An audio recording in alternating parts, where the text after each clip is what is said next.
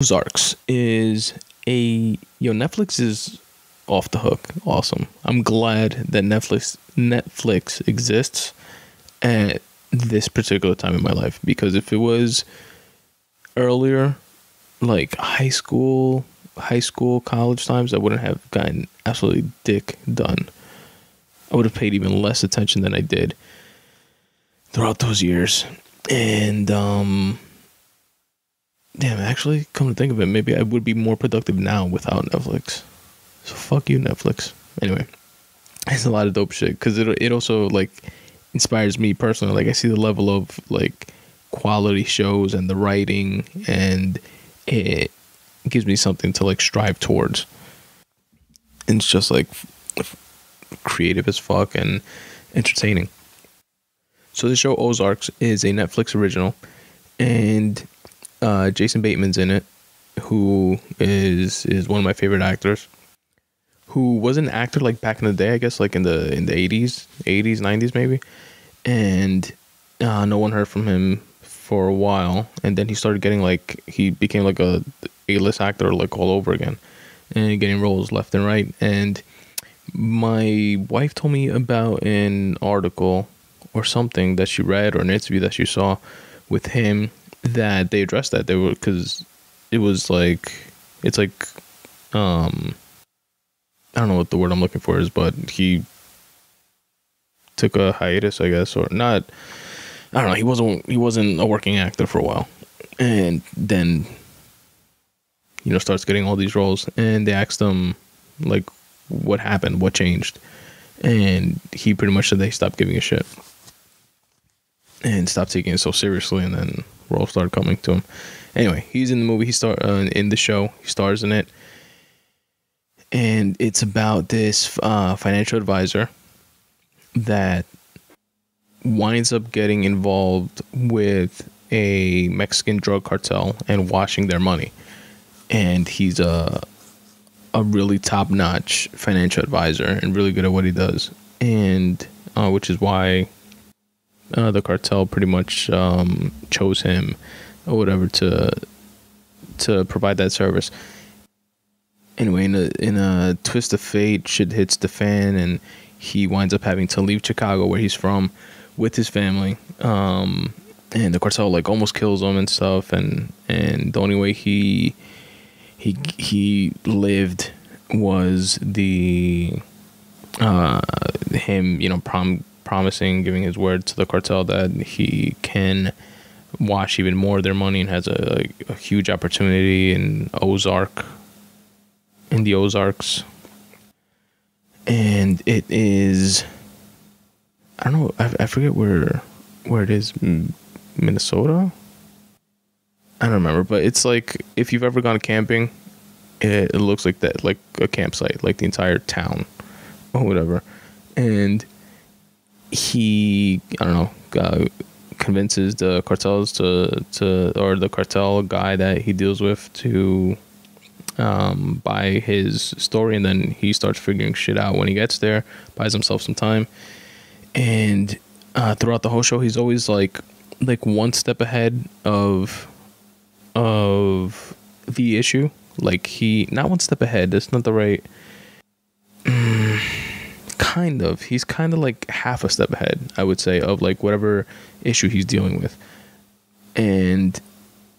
But then once he has it like reined in, like the issue, or once he has it taken care of, he gets hit with another problem and another problem and another, and it's like that, like constant, like back and forth the whole time. Like, he gets the money to the cartel, and then somebody extorts him, and then somebody robs him, and then he has to double up and get even more money. And then his source of washing the money, like the businesses that he started quote unquote investing in, so that he can like cook their books, and through their like wash money for the cartels, he gets discovered by one of them. And then it's like, it's a dope, interesting show.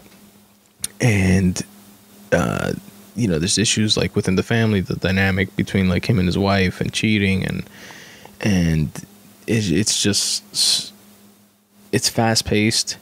And something that I really, really appreciated that I thought was ballsy as hell, from the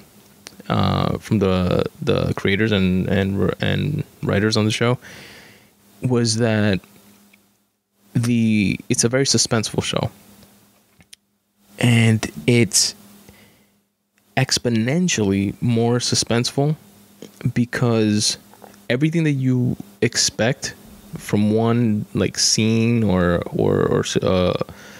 a string of sequences to the next, for the show to like build up to in suspense, and maybe like the whole show would be leading up to a specific moment, they would wind up doing it immediately.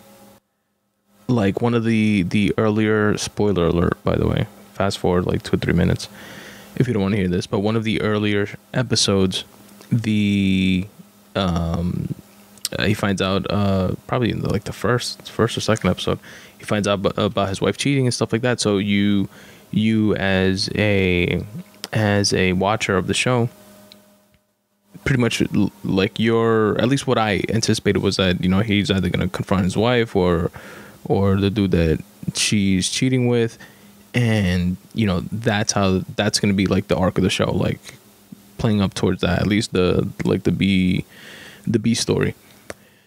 And in like the very next scene, or a scene or two, the guy that she's cheating on him with gets flung out of a penthouse window and splatters in the middle of the intersection of a street, like in front of him, when he's on his way to go confront the guy. And that happens because the cartel finds out about the whole infidelity thing, and that's a loose end type of nuisance for them, because they don't want people close to what they're involved with, you know, et cetera, et cetera. So it's like shit like that that's like, what the fuck? You'd thought that would be like what the whole episode was going to be about. Instead, it's brought to the forefront. And what's dope about that is something that I've heard said in stand-up comedy, and something also that Stephen King writes about in his book on writing, which is a concept of kill your darlings. So people have a tendency of, or creative people like writers or directors or whomever, have a tendency of, you know, when they have something good, like build up to that good thing, and that's it. Which I'm not saying there's anything wrong with that, but there's another mentality of killing your darlings. Like when you have something good, instead of building up to that good thing, don't do that good thing. Start from the point of what that good thing is, that good line, that good story arc, that good whatever, and then make that the starting point instead of the ending point. So then there on after, things just build up and get better and better and better. And I feel like the writers of the show did that a lot, because I felt like that, like throughout the entire season, I felt like, oh shit, wait until the cartel finds this out, or oh damn, you know, do you think that the girl would ever tell him that she was gonna try to kill him, or get discovered about it, and then the girl just tells him herself? You know what I mean? Like crazy shit like that you don't expect to like happen, or if you expect it to happen, you expect it to happen like down the line, happens like immediately. Like you constantly feel like they gave away like the ending to the show, and it's like the show just started 15 minutes ago. How is it the ending? And it's an hour-long show.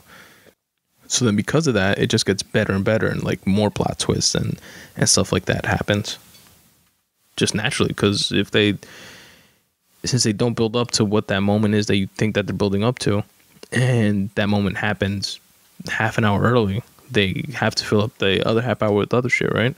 So more and more and more stuff happens.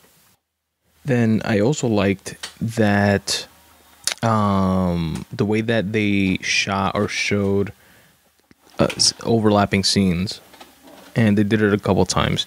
For example, there's a scene towards like the beginning of an episode that shows a little kid buying a gun at like a Walmart or whatever, and then you find out later like what the gun was for, et cetera, et cetera. But then towards a latter scene, it shows the Walmart again, and one of the other characters in the show purchasing something, and then you see the little kid that purchased the gun in the beginning of the show. You see him like in the background, so it shows you kind of like timeline wise, like what was going on earlier that day. Even though like the scenes that played out afterwards, it shows you beforehand. I thought that was pretty cool. And then what else? There were a couple episodes that stood out to me, which was episode 6 and episode number 9. And I don't know, like I like those more. And I noticed that the writer for those 2 episodes, or the head writer, for those 2 episodes was Whit Anderson, which I believe is a female, from what I could find on IMDb. And she also worked on a show that I've always heard was good, but I like skipped it and didn't watch it. But she was like the executive story editor for Daredevil, which was on Netflix also, I think. But maybe I might go back and like watch that series and see, just from like the strength of really liking those 2 episodes and finding out that it was the same person that wrote it. So I want to see more of their stuff. So check it out. It's called Ozark, and it's on Netflix.